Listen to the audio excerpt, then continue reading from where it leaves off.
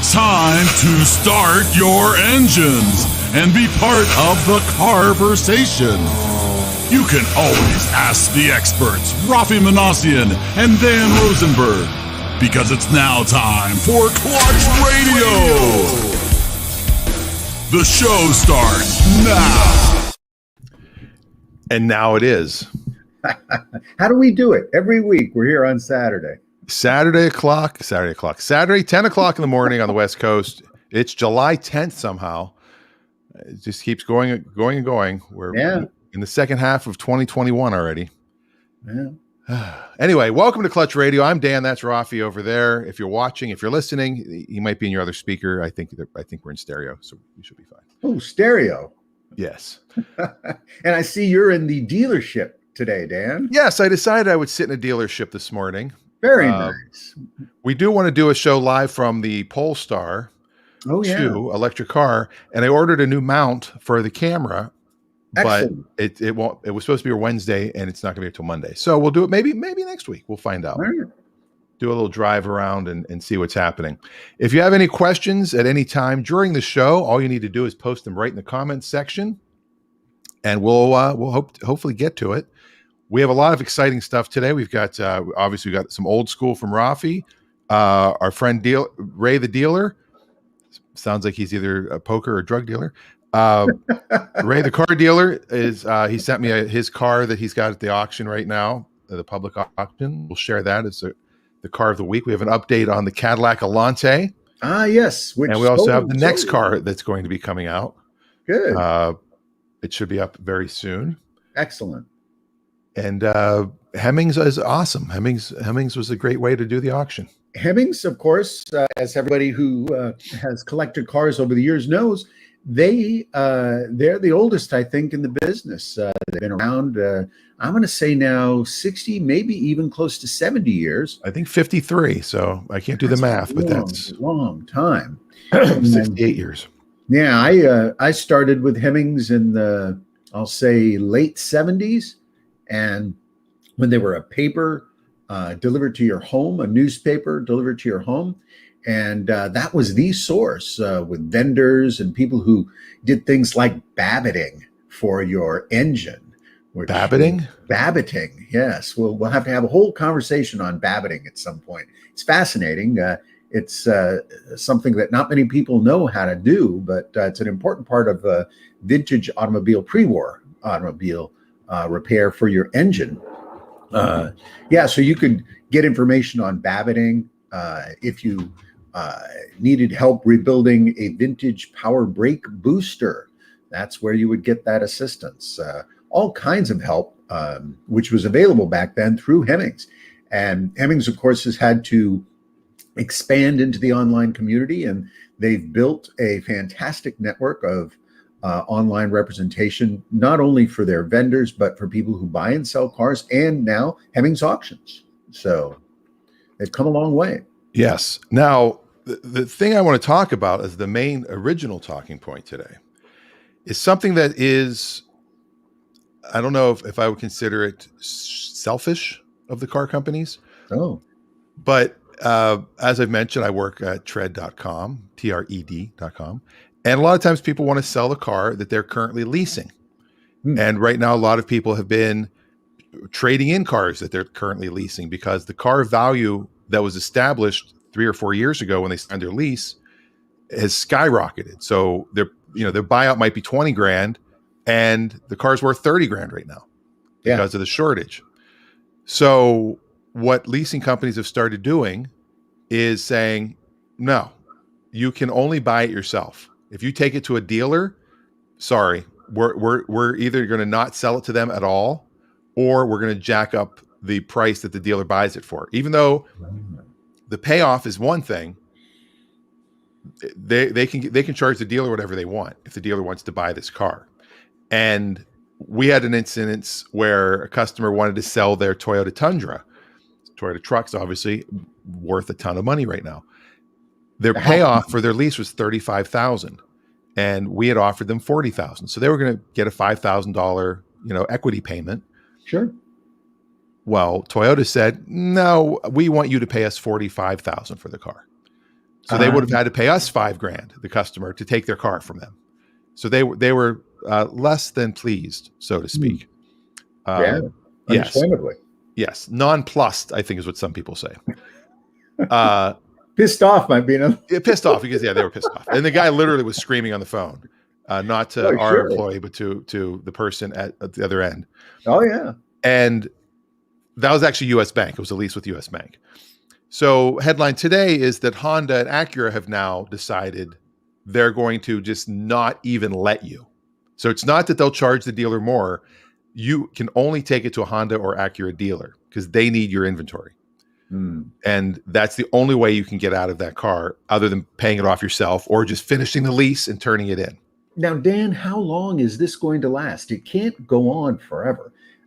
Certainly the demand for used cars right now, it feels like it's going to have to decline as we head into the fall, where people just don't drive as frequently. They're not going to be vacationing. They're not going to be using. No, the demand is still there. Still there. And certainly by the fall, though, we're going to have new cars. Part of it's the chip shortage. Still the chip shortage. Chip shortage is still affecting things. Certain tariffs are still affecting things, I'm sure. Getting certain parts and pieces and metals and whatnot. Sure. And dealers are paying stupid money for cars still. Yeah. We had a chip shortage here. We threw a party and there was plenty of dip, but chip shortage. Sad. Yeah. Nacho chips are fine, Raffi. It's the potato chips. The potato chips. Nacho chips are made with corn. We're fine with those. We're fine with that. Unless you're having potato-based tortillas. I don't know if that's a thing. But yeah, so it's sad in a way because some people aren't in the position to pay off their lease by themselves. Sure. But they want to trade in their car and they've got equity in the car. Yeah. And that's really not fair to the customer. But GM has already started doing it. So if you're leased through GM Financial, which if you have a Cadillac or a Chevy or Buick or a GMC, you're not going to get to trade that car in or do anything with that lease. It's almost like they're open-ended leases now instead of closed-ended lease. Well, and I think we'll probably, if this continues, this type of hold on new car development, new car production, then closed lease will probably be more the way to go. Well, I mean, almost every lease is a closed lease. That's the thing. Like when you lease a car, and it still is a closed lease for you. Let me get that straight. They're not saying to you, you can't buy the car. They're still letting people buy the car. It's just they're not letting you do anything with that equity. Unless you go, I mean, I had a friend who had a Honda. This was years ago. James Harris used to co-host the Car Call show on 97.1, the FM talk station in Los Angeles. He went into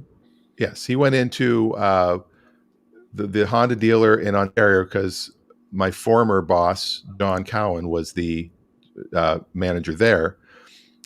And he traded in, he wanted a new lease on his Honda Accord. He'd put no miles on it. So he had like $3,000 of equity in his lease. But of course, he went Honda to Honda. That's fine.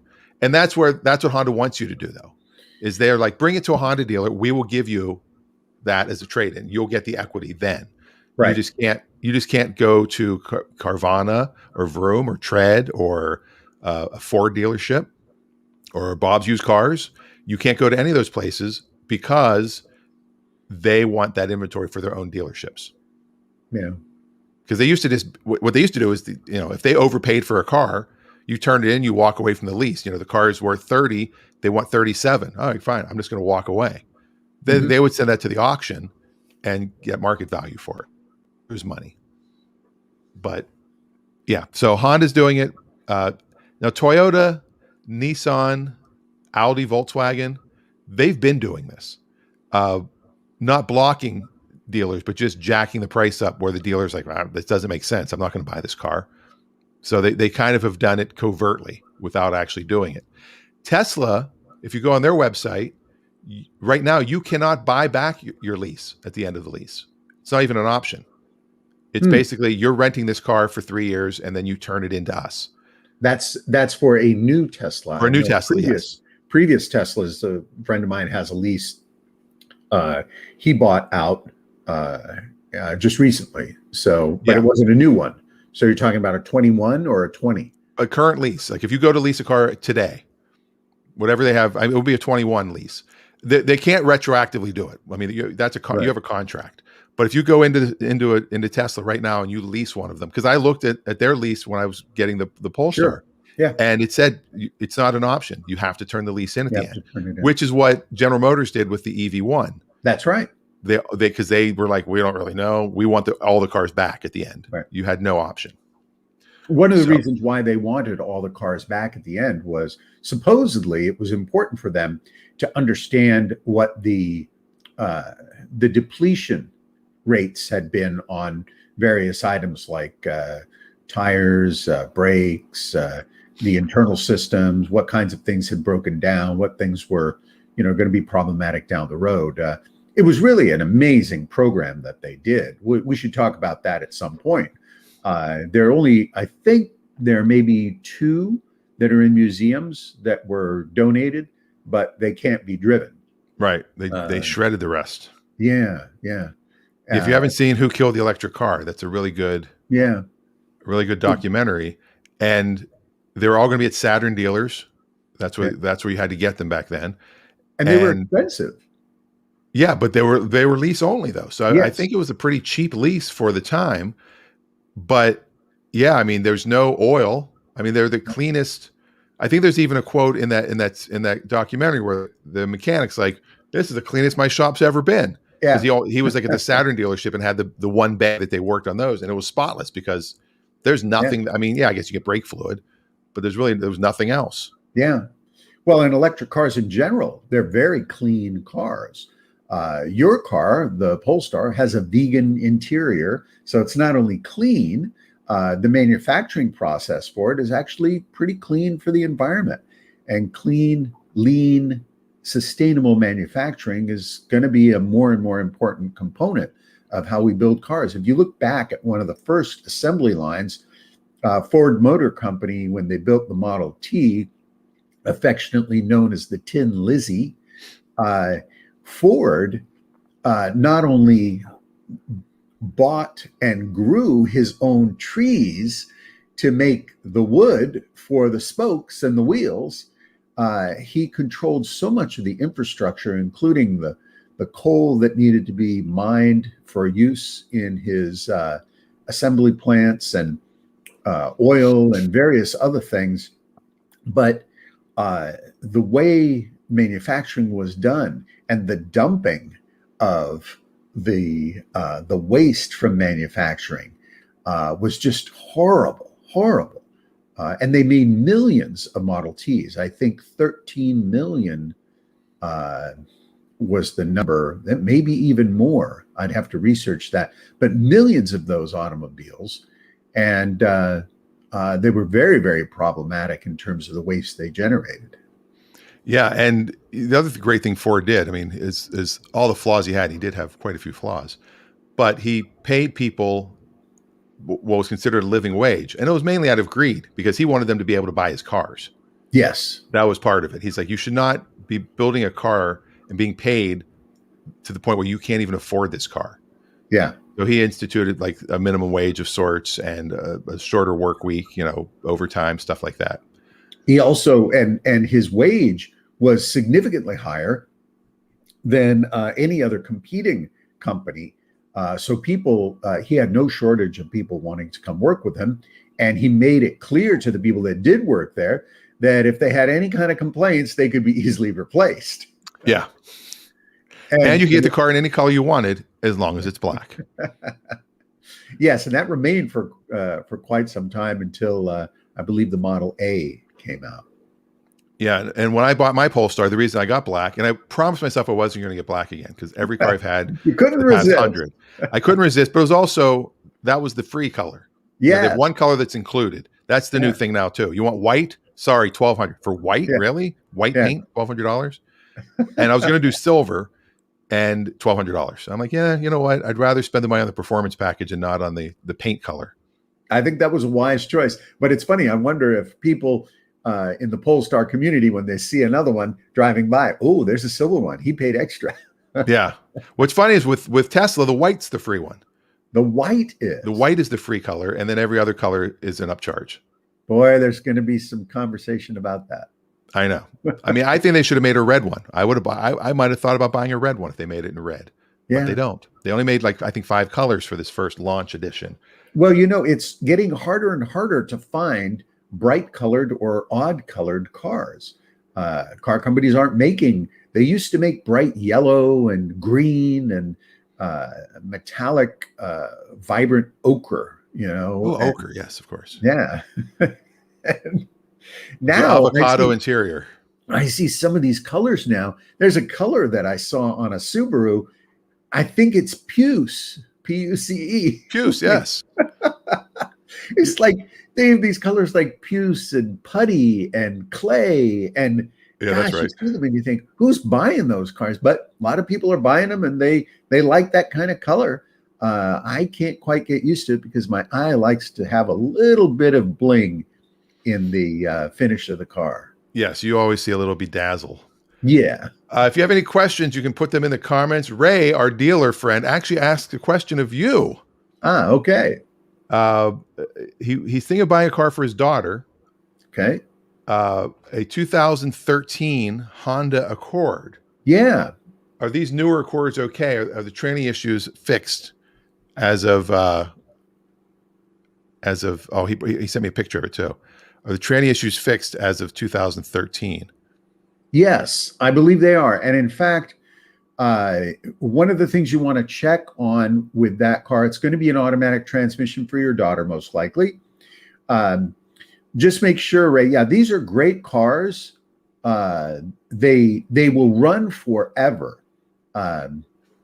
Depending on how many miles are on the car, make sure that it's had regular transmission, automatic transmission flush for the fluid. Many people don't realize that as you do with your engine, you change the oil, you want to change that transmission fluid because it gets brown, it gets particulated, and it impacts the wear rate of the automatic transmission components. So by flushing it, and it's not very expensive to do. It used to be more expensive for transmission service, but sometimes as it gets older, they'll replace the transmission pan gasket. They'll drop the pan. They'll do an inspection of the transmission components. But just replacing the fluid is a good idea. That helps significantly. This is a car that looks like 2013. I'm thinking it's probably got 70,000 miles on it now, maybe 160. 160.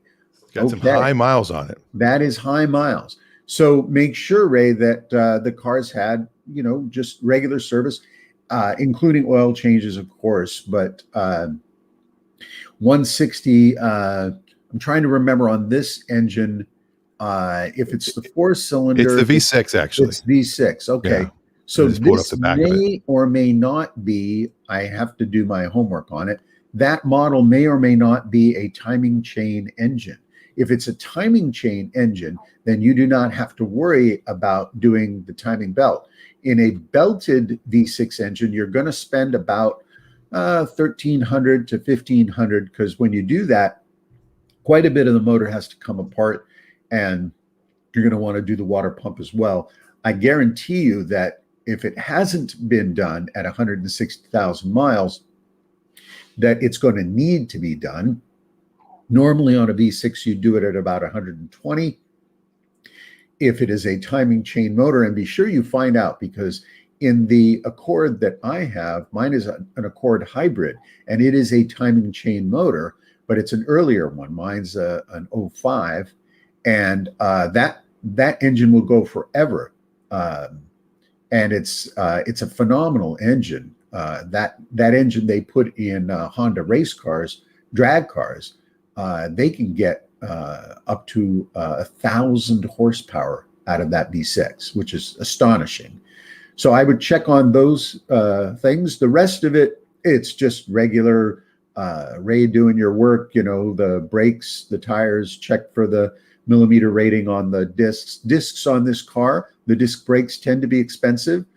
Don't buy the remanufactured or the secondary market ones. This is a new enough car. You can still get the ones from Honda, and those are a better quality disc. They will last longer. There are no electronic issues that I can recall on this car, so you don't have to worry about computer systems or computer management stuff. If it is highly optioned and it has some digital features in it, like navigation, then that's stuff that you want to just be mindful of. And yes, as you point out, it's a great looking car, great body style, nicely designed. It's a sporty looking car, absolutely. So I owned one of these for a very short period of time. I had a silver one, two-door. I think it was a 15. Yeah. I bought it in 16. It was a leftover 15, so I got a screaming deal on it. And two-door was just not practical for me because my son was starting to get bigger, and he had to sit in the back sometimes. And yeah, but if it's for your daughter, I just did Google this real quick, and it's weird the way this is written. This is from a Honda dealership. It says an Accord from 2008 to 2012 with a 4-cylinder engine will have a timing chain, whereas the V6 engine models have a timing belt. Then it says from 2013 to 2017, the 4-cylinder models still have a timing chain, and the V6 models have a timing belt. So why would you say from 2008 to 2017? So apparently this is some SEO written content that they're just trying to. So that's the key. Then I couldn't remember, and I'm not sure, but I would do that research. Talk to the Honda dealer, call the Honda, your local Honda dealer, and ask for the tech, and then just ask the question. I'm looking into 2013. Please let me know if that is a timing belt or a timing chain engine. That's an important feature of your future maintenance on this car. If it is a belt, Ray, you will probably have to spend the money to do it. Find out if the belt was done. If it is a belted engine, find out when it was done. It was probably done at 120, which is okay, because that means you don't have to do it again until about 200,000 miles. And if your daughter's going to keep that car and put 40,000 miles on it, then you should be good to go. And then do your transmission fluid flush. Make sure there's enough life left in those brakes. And two-door car, fabulous car, especially for a young person. Stylish red. So your daughter will have a great time with that one. And it is an EXL, which means it's got the leather. Yep, which is nice. An EX, it's probably also a navigation one. Yep. And the navigation, Honda's navigation is great, but honestly, no one uses navigation in their cars anymore. They punch in their phone and off they go. They put it on the dash, and that's what everybody uses. So I have navigation in my Honda, and I don't even use it anymore. I just use my phone. If you look at the Carfax, Ray, which I just pulled up because I found it on Mannheim, it does not show. I'm trying to look at all the service. It's been well serviced, well taken care of. Oil. Tires changed. Just had new tires back at 127,000. Oil. A little bit of damage back in September of last year. Oil. Maintenance inspection completed. Transmission fluid checked. Good. Transmission fluid changed back at 163,000 miles. At 163? Yep. Oh, great. Good. And then it was offered for sale at the dealership that's selling it. They've had it, Ray, for over a year. Wow.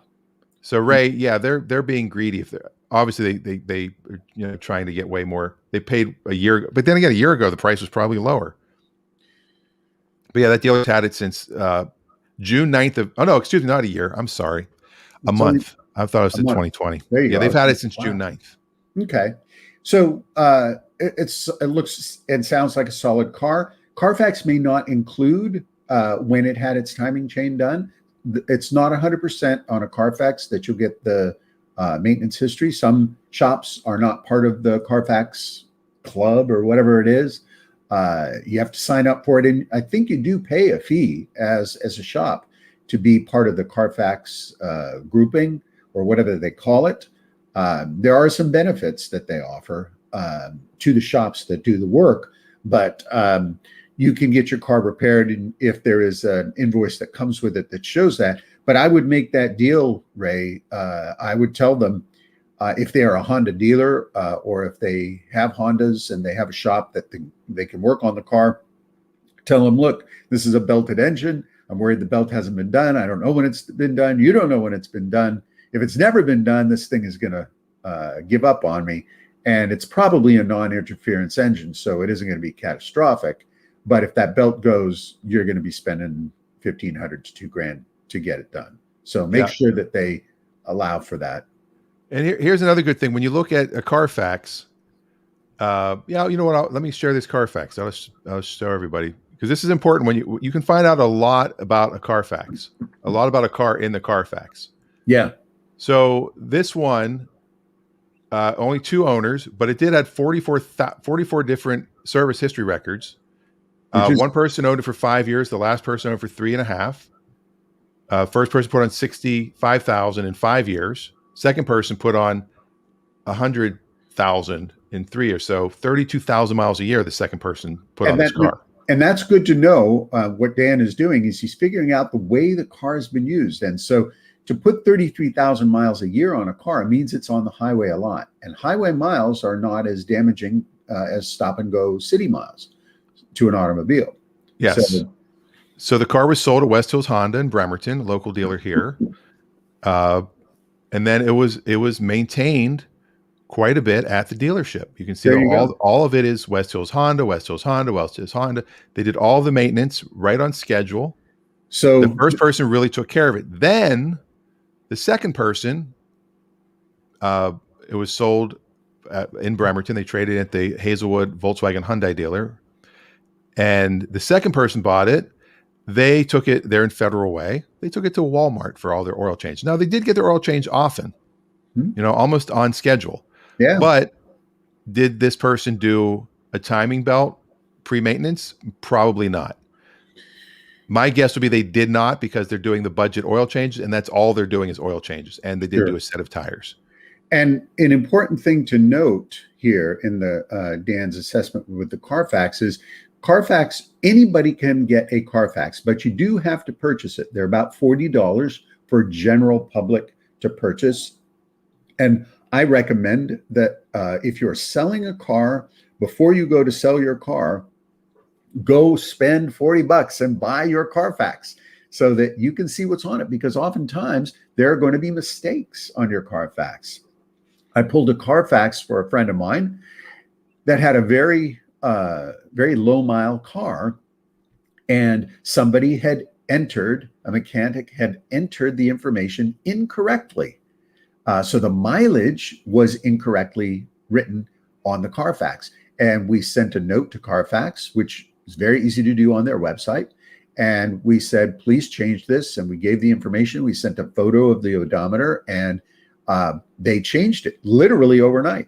And then they gave us the option to click on the Carfax for free and have a fresh new one printed out. So, yeah.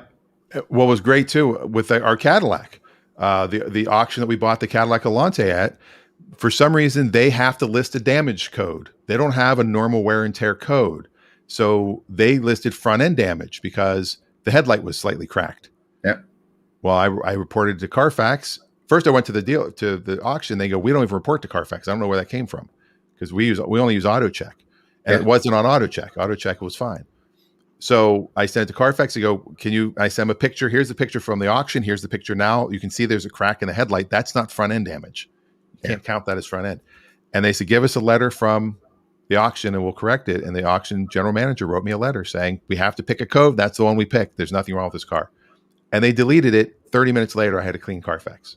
There you go. With no damage at all. Yeah.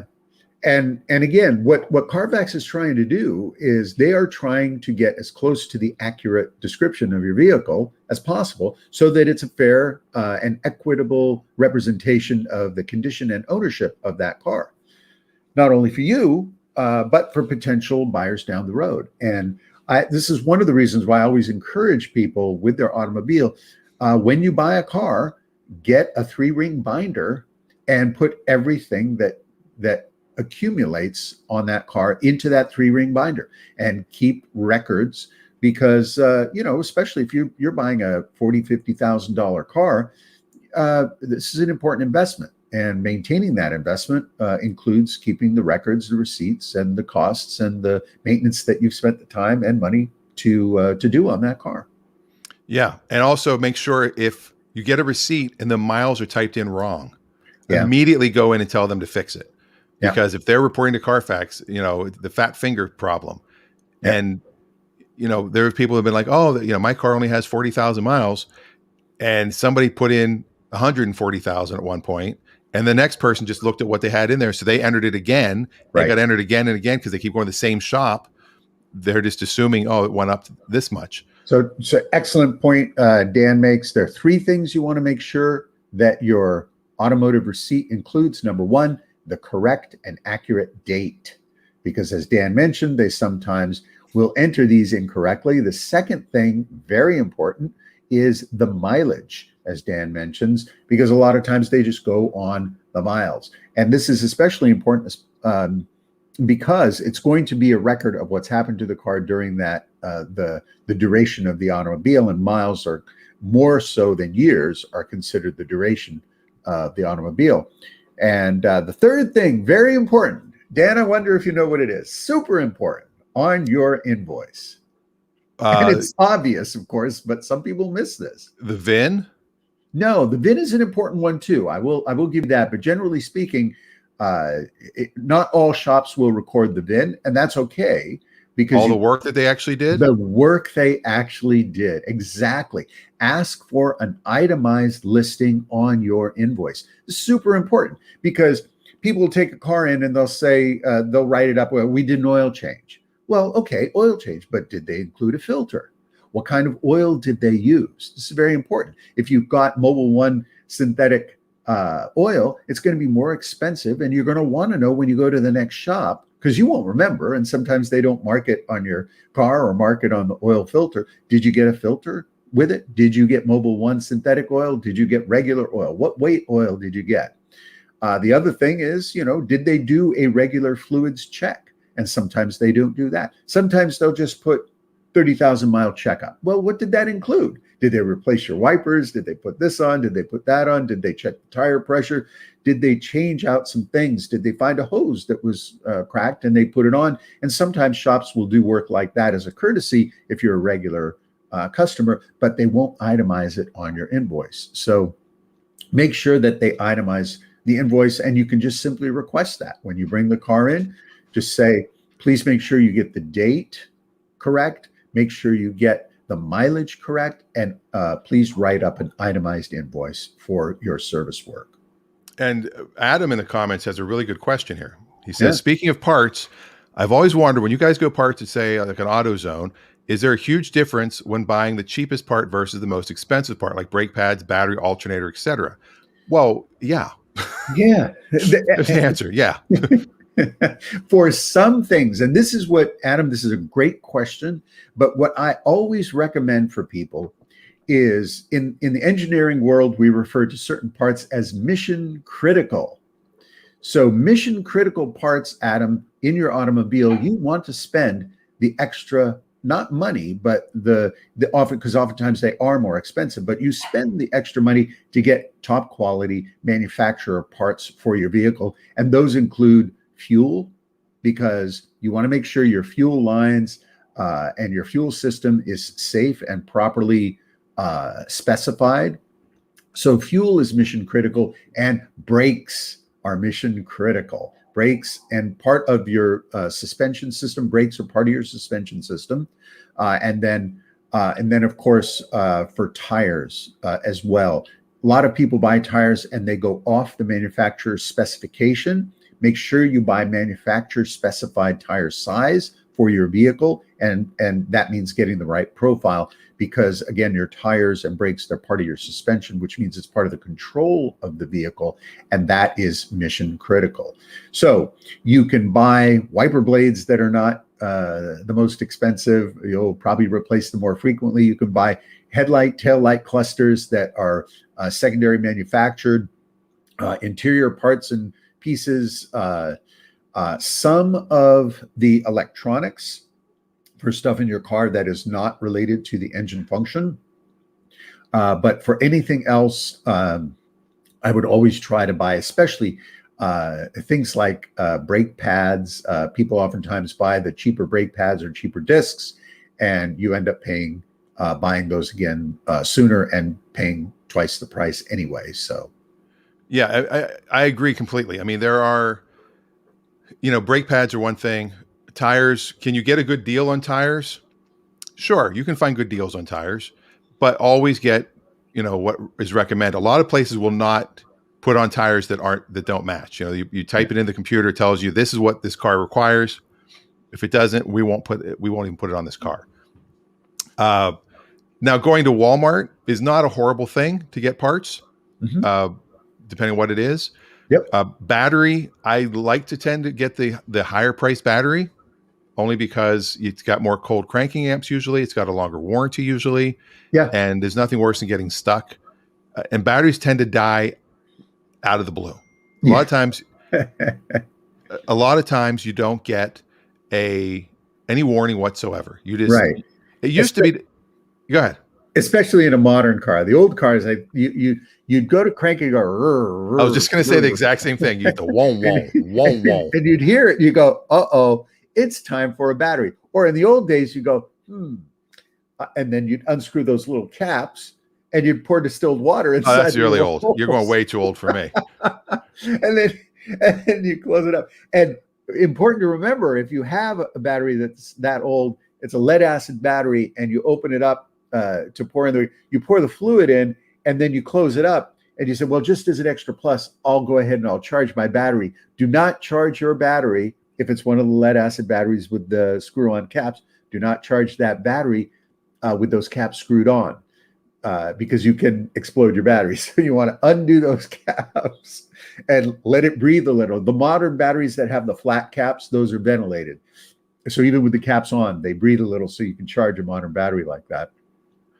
But, it is. Yeah. I still remember, like in high school, I'd come out to the car, the 79 Bonneville, whoa. I'm like, oh, great. And then it starts. Okay. I know now. And I could go 4 or 5 times. And then the 5th time, like, crap, click. I'm great. Yep. And it's just dead. Now, when I had the Kia Soul, that I sold to Carvana. Yes, I sold my soul to Carvana. And what did I get? 14.5. One morning I just went out and the 12-volt battery was completely dead. Like no warning, no nothing. Yeah. And I hooked the jumper up to it. It started right up, and I charged it overnight. Never had a problem again. Yeah. But yeah, it's crazy how modern batteries get the best battery you can possibly buy. Yep. And the other thing you can do too, and this is something that we used to do on batteries when, again, your car would do that roar sound. You go out and you loosen up the terminals and you wiggle them around back and forth, and kind of increase the contact surface area, and that sends a little bit more of a jolt to start the car, so you get a little bit of a bigger charge on the crank, and it moves the starter faster, and the engine will kick over. But on newer cars now, they have these starter bricks. They're about this big, and if your battery does go dead, you can keep this in your glove box. You take it out, you plug it into the 12-volt port, and the car will start from the safety of the inside of your vehicle. It'll start right up. And these little charging bricks, they're also helpful because they will also charge your iPad or your tablet or your cell phone. If you're away from a place where you can charge, like camping and things like that, it's nice to have that extra just in case. Yeah, I actually just bought one during Amazon Prime Day. I got this one right here, the No-Go Boost Plus. This one does not plug into the lighter. This one you do have to hook onto the battery, but it does have USB for your car. Yeah, it is a lithium, basically a lithium battery. Yeah, and it'll do 20 jumps. Which is amazing. One charge. Think about it. That's amazing. and that's something that, if you fancy yourself being a hero now and then to a neighbor or a friend, I have one of those. It's a larger unit. It also comes with compressed air, so it has a built-in air compressor. And I have run down to the neighbors and started cars for visiting guests, and helped people out who given me a call and said, "Oh, my battery's dead. Can you give me a jump?" And it's great to have them because they'll do the trick and do it very, very quickly, especially on a newer car. What's crazy is if you look at this, it'll charge your iPad once, your phone twice, your Apple Watch 17 times, your GoPro 4 times, your AirPods 13 times. Yet it'll jump 20 cars. Right. It just needs that quick jolt. It doesn't need the ongoing. Exactly. That's the answer. Because it's not slow sucking. It's taken one boom out of it. And I believe that battery itself is also rechargeable. You plug it back in. Oh yeah, you just plug it in. Yep, yeah. Fully charge it up, and it's good to go. And it's got a flashlight on it. Yep. And look at that, reverse polarity protection. You can't you can't make a mistake. Yeah, you can't screw it up. But it's 1,000 amps. Yeah, which is just amazing. But that's the magic of lithium-ion batteries. And this is what is running your entire Polestar. You have an entire bed of those lithium-ion batteries beneath your seat as you are cruising along safely. And that is the safest place to put those lithium-ion batteries because it distributes the weight. So your chassis dynamics for that vehicle are quite stable. Same with the Tesla, same with all modern electric cars. They do their best to store the batteries equally inside the wheels and the chassis. Now, Adam brings up a good point. I always bought the cheapest parts and tires because I assumed you were paying for the brand recognition.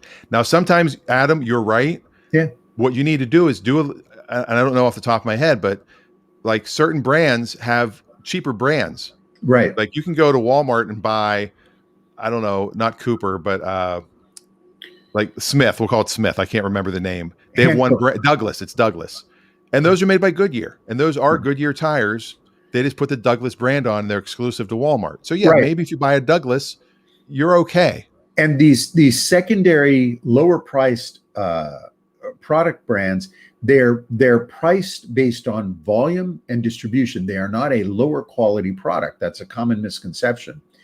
They're priced at a lower margin because places, big box stores like Walmart, for example, to sell to Walmart, you have to open up your entire library of financials to Walmart. They want to see all of that. And then what they do is they give you their volume opportunity through their 40,000+ stores with 6% return on your investment. So if your cost is X dollars, Walmart says, we are going to buy that from you and give you 6%, because 6% profit on $12 million sales is good. And you nod your head at that table and say, yes, Mr. Walmart, please take our product. We'll take your lousy 6%.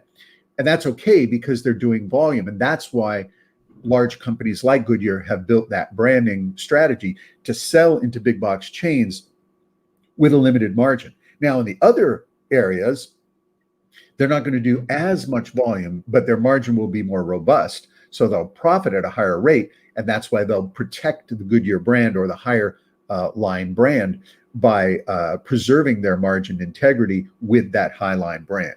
Right. It's just like the Kirkland brand at Costco. Exactly. Costco will buy things and put them under the Kirkland name. And the batteries, it turns out, the little AA and AAA batteries and 9-volt batteries, those are Duracell. Yeah. That's who makes those. And Duracell gives them, they label them for them. They give them to them super, super cheap. And they market them right beside Duracell. You can still buy Duracell when you go to Walmart or to Costco. Costco. And that's the reason why, is because they're like, well, if you don't want this brand, at least you're still buying Duracell. And when it comes to tires, I think, and we should do more research on this, Dan, and do a whole section on tires. I think there are only 3 major tire manufacturers in the world, and all of the tire makers use those three manufacturers with their specific branding.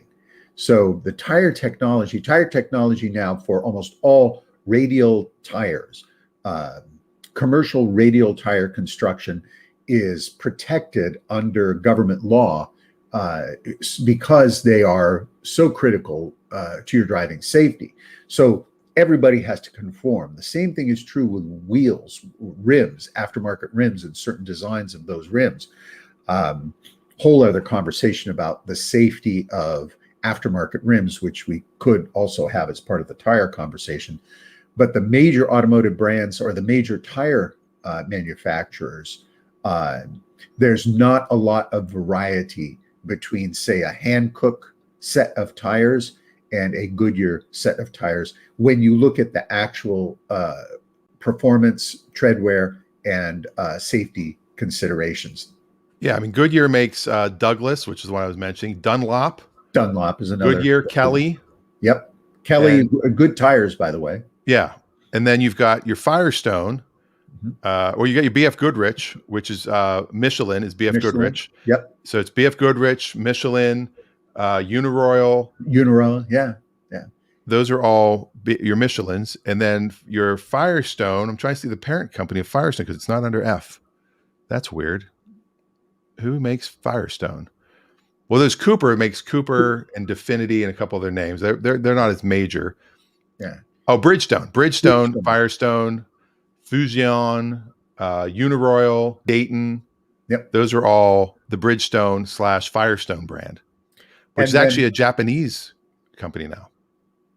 Which is Hankook under the Japanese one? It might be Hankook, South Korea. Korean. Okay. Yeah, we bought Hankooks for the Saab. Yeah, and they were like $75 a piece. They're great tires. Hankook makes great tires. They're good quality tires, great treadwear, and Hankook tires. And we should, Dan, we should do a section in the show about tires. We can certainly have a lot to say, talk about tires for your vehicle. Very important. But back to Adam's comment, though, and it is important to always buy the best quality parts that you can. There's not a significant difference in the price. Right. You're not going to look at a manufacturer's quality part, and it's not going to be $300 where you can go buy the other one for $89. They're usually going to be within probably 20 to 25% of the cost. Now, my dad owned an auto parts store, and a lot of times his opinion, from what I remember, was you don't buy the cheapest one, you don't buy the most expensive one. There you go. The middle one's probably fine. In between. Yeah. Ray does have an update on the car market. Prices still seem high, but more cars are going on offer because sellers are unwilling to release it at lower prices. So cars are getting to the point where they're starting to see what the market is. Like Ray mentioned on the one he's bidding at the auction for his daughter, he's been the high bidder several weeks at $6,000, and they keep saying they want $7,500. Well, if the high bid keeps being $6,000, at some point they're going to have to sell it at $6,000. There's no option because that's the market. That's the most people are willing to pay. Now they are probably in at $7,500. They just want to get out of it at this point, or not. That could be, but Ray's instinct's right. That for the miles on that car, $6,000 to $6,500 is the number. It's not a $7,500 car. No. Unless it's super premium optioned or has some special wheels and tires set up, or has 89,000 miles, then you'd pay $7,500. Yeah, that'd be fine. But this car is not all used up and done. It's still going to get 200 to 250,000 miles without major problems. But, for a used car and a two-door one, market for two-door coupes is not as strong as four doors right now. Right. I think you're right in the money. Maybe 6,500 and you're still good. But, if you're not in a hurry and you can take your time on it, it's certainly not a $7,500 car. Yeah. And as he says, this is inning 2 of the market shifting. Yeah.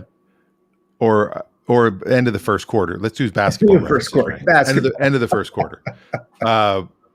However, until he sees new car dealerships stuffed with cars, prices are going to remain high. Yeah. That is his. And he said 6,500 is his max. Yeah, that's where you need to be. That's the number on that car. And, at 6,500, there's no hurt. You get a nice car, stylish, your daughter's happy. But another grand, and you could probably go private party and find something that has less than 100,000 miles that's been pampered. Yeah, it might have cloth seats, and it might, not be as highly optioned as that one, or it might be powder blue, whatever. But I think you're right on. And we'll do a quick car of the week for Ray, and then we'll go old school to close out the show today. All right. First, we'll do the car of the week for Ray because he sent me over this one.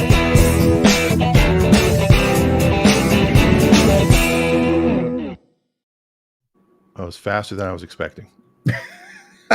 Didn't get it done. There it is. So Ray has this beautiful, Oh, look at that. 106,000 mile, 2001 Chevy Impala SS. There you go. LS. LS. Yeah, the SS, boy, that'd be a different deal. But the LS is a nice car, stylish.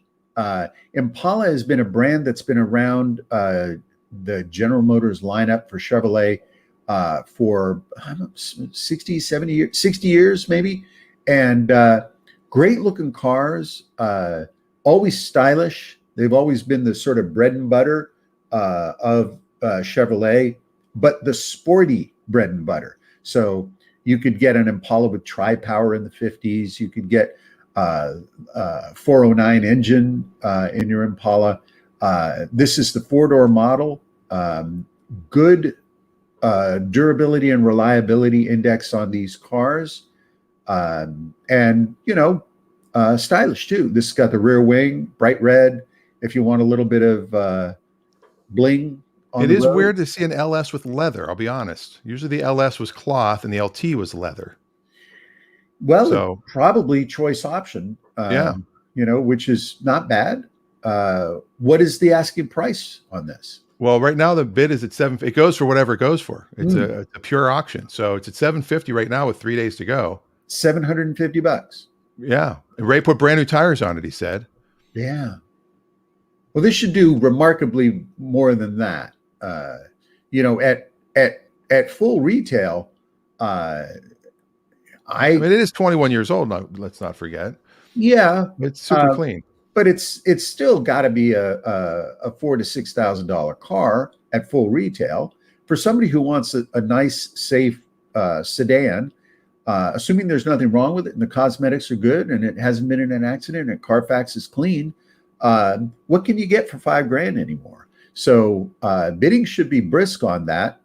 It's buying. Is this at the dealer auction? No, this is at Stokes. This is the public auction. Yeah. So anybody watching can go online, apro.bid. There you go.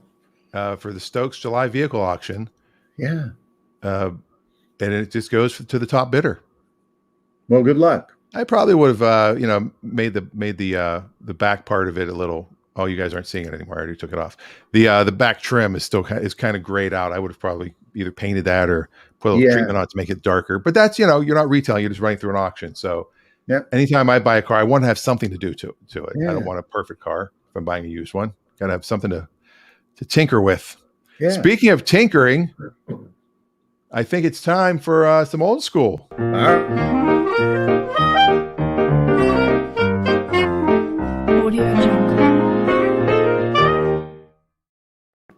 I love that. Awesome. Thank you again, Eric Shamer, for your yes. Thank you, Eric. Your bumper skills. Speaking of bumpers. So today we're going old school and we're going to do something that's a little different this time. I'm going to surprise Dan because this week's old school is not a car. Oh. This week's old school comes from a very, very interesting period in time. And I'm going to give you a clue ahead of time, Dan. I'm going to tell you what it's called, and it's called Fordite, Fordite. And Fordite is a very, very exciting, rare, jeweled particle that gets put into jewelry, mostly women's jewelry, but men's jewelry as well. And Fordite is a unique material in that it comes from the Ford manufacturing plant. Now, years ago, when they had assembly lines, cars would roll down the assembly line and they would spray paint the cars. So they'd line up the ones that are going to be red, they'd spray paint them red. They'd line up the ones that are going to be black and spray paint them black. They'd line up the ones that are white. And on these rails where the cars moved down the rails, the paint would collect on the railings. And as that paint collected on the railings, it built up and built up and built up till the railings were no longer working, and the workers would have to come by and they'd bang on the rails, and all of that accumulated paint would fall off. They would then shovel all those broken off bits of solidified paint into buckets and go and dump them in the local dump area. Well, years later, people rummaging through the dump would rummage through and find these pieces of paint, chunks, and clever artisans would then polish them up, sand them up, and you'd get these intricate layers of paint shown in the material as it was polished and buffed away, as Dan's showing in that image. And this is called Fordite because of its origin from the Ford assembly plant. Now, there's been lots of Fordite jewelry. You can see beautiful samples here of pieces of Fordite. But what a fun gift to give to a collector that has a unique automobile, particularly a Ford, but it doesn't necessarily happen to be, or to a spouse that might be part of a car collecting family that likes old school stuff. And there are lots of different types of ways you can use the Fordite. You can use it as a brooch, you can use it as earrings, you can be necklaces.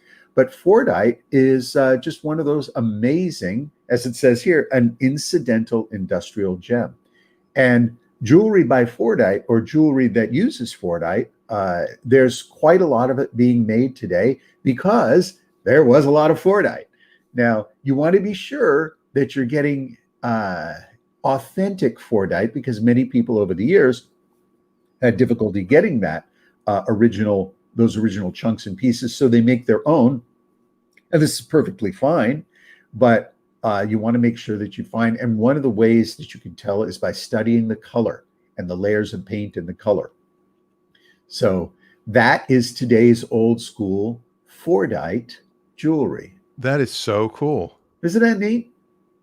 I mean, it's just, and you can like say, okay, so there's a red car, a silver car, a black car, a silver car, a blue car, exactly. A red car, a white car. Yep. So if you have a car in that color, you can actually match it to your car. Yeah.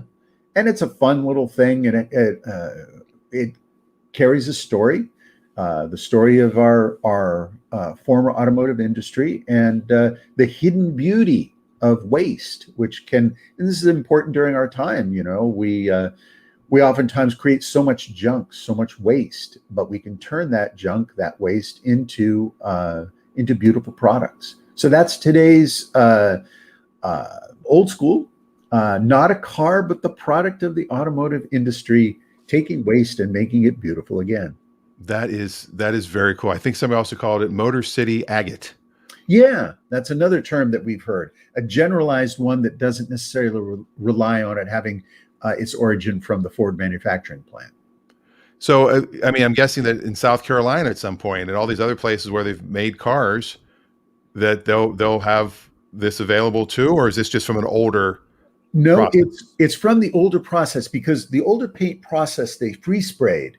So the paint particles, when it didn't land on the car, gotcha. went down. Now, these days, they use a very, very sophisticated system with recycling and powder coating. And so not as much aerated paint waste gets evacuated into the general surrounding paint area, or they'll dip the cars. Yeah, I've seen those videos. Those are fun. Yeah. And now with robotic paint, they're able to paint cars much, much more successfully with very, very micro thin layers of paint, and then clear coat. And they didn't use clear coat on automobiles in the earlier era. So this type of sort of factory paint waste is not as prevalent as it used to be.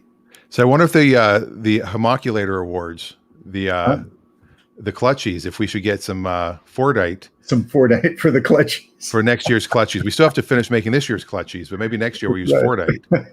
Well, then, or we'll get cufflinks made out of Fordite so that when we go to the award show. There you go. Well, I think people understand that the homoculator, the clutches are. We've had to slow production because of the chip shortage. Yes, and the clutches will be in. The chip shortage is definitely affecting the homoculators. Yes. All right. Speaking of that, we're going to go. It's been a quick hour. Yes, it has. Maybe next week we'll be doing live from the car. That'll be fun. And we'll update on the Saab. The Cadillac is being picked up this week or next. It's been paid for. It's all exciting. Very good. The guy had like tires and air conditioning put into it. I mean, the air conditioning just needs to be recharged. It needs new tires. We have an appointment for that. And then he's sending one of his employees up to drive it home. I'm like, wow. Okay. Drive it to Arizona. I'm like, all right. Well, they'll have fun. That's for sure. And you can't take the top down when you're driving. That's the problem because the top is a hard top. Which is probably why he wants the air conditioning to work, especially if he's heading into Arizona. Yeah. Well, best of luck on that one. And like I said, we'll announce the Saab next week officially. And then we start looking for the next one. All right. All right. Well, that's been Clutch Radio. I've been Dan. That's been Raffi. And we will see you next week. See ya.